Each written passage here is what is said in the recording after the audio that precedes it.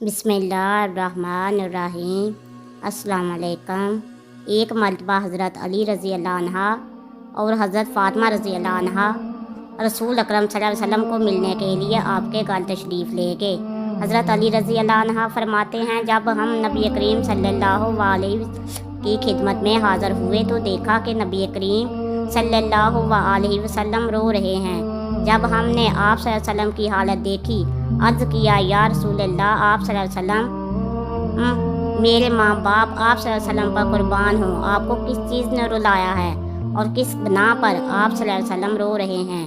آپ صلی اللہ علیہ وسلم نے جواب میں فرمایا کہ میں شب معراج میں اپنی امت کی عورتوں کو جہنم کے اندر قسم قسم کے عذاب میں مبتلا دیکھا، اور ان کو جو عذاب ہو رہا تھا وہ اتنا شدید اور ہولناک تھا کہ اس عذاب کے تصور سے مجھے رونا آ رہا ہے۔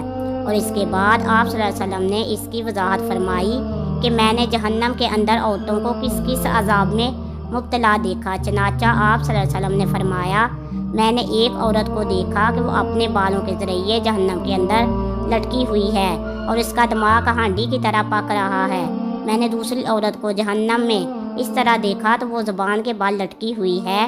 تیسری عورت کو میں نے دیکھا تو وہ چھاتی کے بال جہنم میں لٹکی ہوئی تھی۔ چوتھی عورت کو میں نے اس طرح دیکھا کہ اس کے دونوں پیر سینے سے بندھے ہوئے ہیں اور اس کے دونوں ہاتھ پیشانی سے بندھے ہوئے ہیں۔ پانچویں کو میں نے اس حالت میں دیکھا، اس کا چہرہ خنزیر کی طرح ہے اور باقی جسم گدھے کی طرح، مگر حقیقت میں وہ عورت ہے اور سانپ بچھو اس سے لپٹے ہوئے ہیں۔ چھٹی عورت کو میں نے اس حالت میں دیکھا تو وہ کتے کی شکل میں ہے اور اس کے منہ سے جہنم کی آگ داخل ہو رہی ہے اور پخانے کے راستے آگ نکل رہی ہے۔ عذاب دینے والے فرشتے اس کو مار رہے ہیں۔ آپ صلی اللہ علیہ وسلم نے جب ساتویں عورت کو دیکھا جو بہری اور اندھی اور گونگی تھی، وہ آگ کے ایک صندوق میں قید تھی۔ اس کا دماغ پگھل کر اس کے تخنوں سے بہہ رہا تھا اور اس کا وجود بزم کی وجہ سے ٹکڑے ٹکڑے ہو رہا تھا۔ آٹھویں عورت کو میں نے دیکھا، فرشتے دوزخ کے مکرازوں سے اس کے جسم کے اصول کو کاٹ رہے تھے۔ نویں عورت کو میں نے دیکھا جس کے چہرے اور ہاتھوں کو جلایا جا رہا تھا اور وہ اپنی انتڑیاں کھا رہی تھی، اس کے نیچے آگ جل رہی تھی۔ اس کے بعد فاطمہ زہرا رضی اللہ عنہا نے عرض کیا، ابا جان، ان عورتوں پر عذاب ان کے کون سے عمل کی وجہ سے ہو رہا تھا؟ ان کے کون سے ایسے عمل تھے جن کی وجہ سے آپ صلی اللہ علیہ وسلم نے ان کو اس ہولناک عذاب میں مبتلا دیکھا؟ آپ صلی اللہ علیہ وسلم نے فرمایا، اس عورت کو جس کو میں نے جہنم میں لٹکا ہوا دیکھا اور اس کا دماغ ہنڈیا کی طرح پک رہا تھا، اس کو یہ عذاب گھر سے باہر ننگے ساتھ نکلنے کی وجہ سے ہو رہا تھا۔ وہ عورت نامحرم مردوں سے اپنے سر کے بال نہیں چھپاتی تھی۔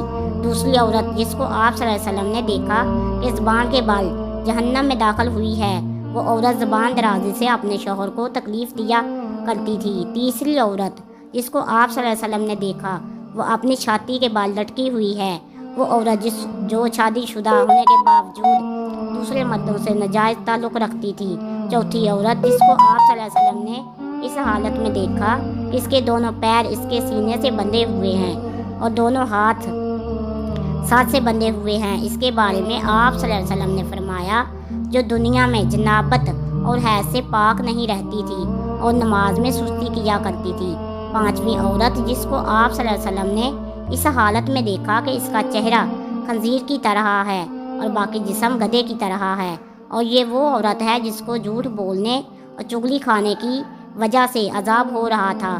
وہ کتے کی شکل میں ہے، اس کے منہ سے آگ داخل ہو رہی تھی اور پاخانے کی جگہ سے آگ باہر نکل رہی تھی کہ فرشتے اسے جہنم کے گروہ سے مار رہے ہیں۔